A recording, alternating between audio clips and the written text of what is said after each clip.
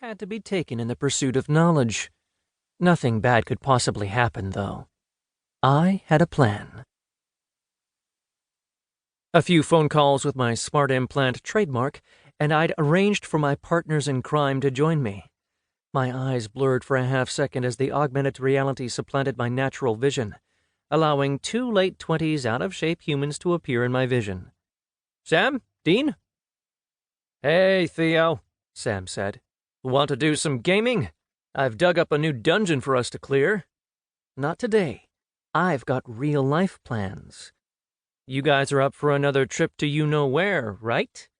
I asked the two of them. Dude, hot elf babes.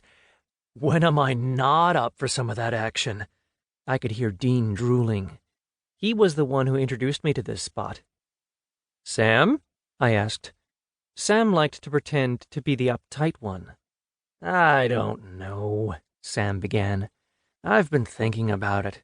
This whole thing about the automata starting brothels to cater to human clients just doesn't sit well with me. You know my parents are religious. If they found out I frequented such a place—" "Dude," Dean said, "they're just machines. Sure, they might have a friendly personality and they might remember your name, but they're all just algorithms built by some AI trying to make a fast buck. Morally speaking, I consider this way above real brothels. Back before the automata were around and poverty was a thing, evildoers would kidnap young women and force them to work in brothels. Even in countries where they were outlawed, there were still underground sex rings. This is way better. We get our rocks off and have a good time, and the AI who runs them makes money. Nobody's hurt, and everybody walks away satisfied. Doubly so when I walk through those doors."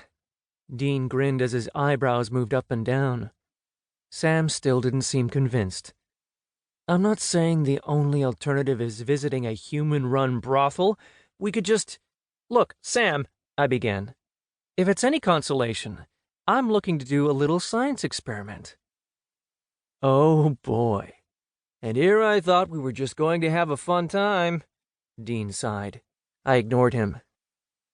"You'll get your fun, Dean, soon as I get mine. I want to figure out how the hell these elves are so damned lifelike.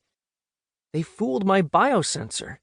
Whoever designed these things is skilled, Dean, but I refuse to believe they're better than me." I could practically hear Dean rolling his eyes. "You see this, Sammy? This is what happens when you download too many education packets into your brain. I took the starter math pack and the complete sex ed pack, and look, I'm living the good life." "Some of us enjoy being smart, Dean," I retorted, "especially when a PhD-level information database implant is just a click and a few Garla coins away." "Yeah, well, I've got better things to spend my money on, like hot elf girls." "All right, I'll tag along, if only to provide a moral compass to you two buffoons," Sam said.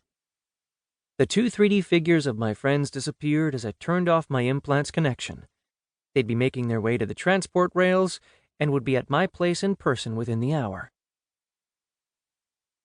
It took my friends longer to show up than it should have. I lived in an apartment 600 meters underground, so getting here required passing through several security checkpoints between the Undercity and the wealthier Overcity districts. I lived underground where the rent was lower, even though I made more money than either Sam or Dean combined. A coin saved is a coin earned, and I needed the extra money to fuel my insatiable hunger to improve myself by buying all those education and intelligence packets. Plus, living underground makes me feel like a supervillain. I was fixing Mac's humanoid body to get it looking more innocuous than the imposing robotic form I usually had him occupy. His usual body would look more at home in a factory than the domestic location I'd stipulated in our contract, but that could be changed by simply layering on some synthetic leather in the right places. Many AIs marketed themselves as personal assistants, utilizing their parallel processing skills for inglorious tasks like keeping track of birthdays, helping their client pick their wardrobe, or providing paid companionship.